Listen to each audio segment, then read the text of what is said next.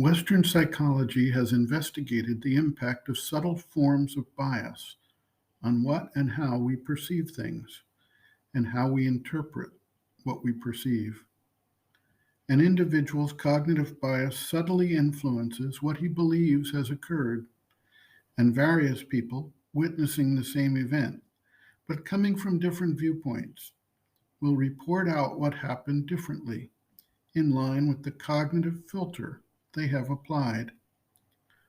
When one is working with occult realms and subtle inner experiences, this same type of filtering and cognitive bias process occurs, and thus, the science of yoga recognizes the need to reduce, minimize, and eventually eliminate these filters in order to understand and act upon the truth of things. It must also be noted that vital desire and mental predilection can extrapolate from a set of facts or events and create an interpretation or a vision of what is to come that is not an actual spiritual insight, but a mental formation. An interesting story about the intersection of vision and mentality is seen in Sri Aurobindo's own life. He was a fervent worker to achieve the independence of India from the British Empire. At a certain point in time, he received an adesh to take up spiritual practices. He was asked on several occasions about why he suddenly gave up working for India's independence. His reply was, in essence, that India's independence was assured, and he had now moved on to other necessary realms of action.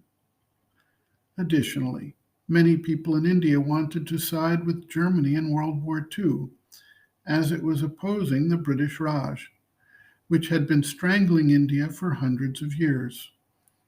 Sri Aurobindo noted that the future fate of the evolutionary progress of humanity hung in the balance, and he had to support the British in that situation, but that after the war was concluded, India would be liberated from British control. His vision, of course, came true. The mental formations of others were found to be inaccurate and were based on emotional, vital, or mental biases caused by the way India had been treated by the British.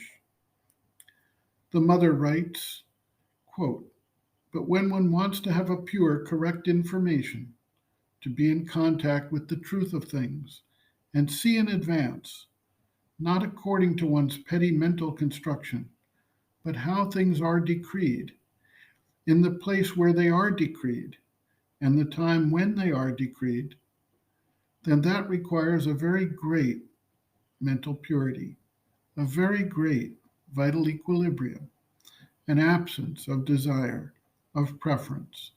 One must never want anything to be of one kind or another, for this falsifies your vision immediately. All who have visions usually deform them, all, almost without exception. I don't think there is one in a million who doesn't deform his vision, because the minute it touches the brain, it touches the domain of preferences, desires, attachments, and this indeed is enough to give a coloring, a special look to what you have seen. Even if you have seen it correctly, you translate it wrongly in your consciousness. This truly asks for a great perfection. But you can have perfection without the gift of vision, and the perfection can be as great without the gift as with it. If it interests you especially, you can make an effort to obtain it, but only if it interests you specially. If you lay great store by knowing certain things, you can undertake a discipline. You may undertake a discipline also in order to change the functioning of your senses. I think I have already explained to you how one can hear at a distance, see at a distance, even physically. But this means considerable effort, which perhaps is not always in proportion to the result, because these are side issues, not the central, the most important thing. These are side issues which may be interesting, but in itself, this is not the spiritual life. One may have a spiritual life without this. Now, the two together can give you perhaps a greater capacity.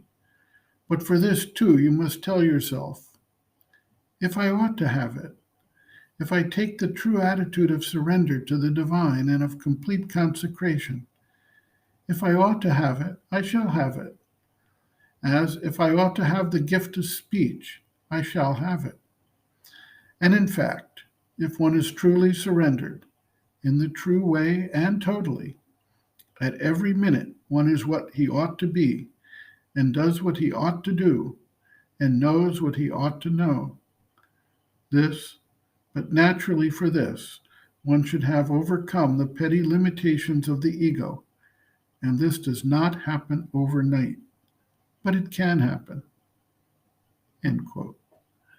Reference, Sri Aurobindo and the Mother, Growing Within, The Psychology of Inner Development, Chapter 7, Growth of Consciousness, Inner Experiences, pages 130 to 132.